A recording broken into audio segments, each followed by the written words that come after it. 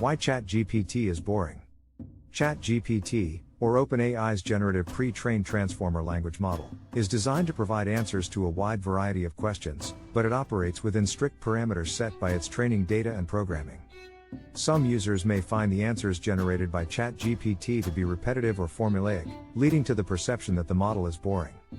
One reason for this may be the model's reliance on patterns and statistical probabilities, which can result in a lack of creativity or uniqueness in its responses. Additionally, the model is limited to the information it was trained on, which may not always be up to date or representative of current events and developments. However, it's important to remember that ChatGPT is a tool designed to assist users in finding information and answering questions, not to entertain or engage in conversation. While its responses may not always be the most exciting, they are still a valuable resource for those looking for reliable and accurate information.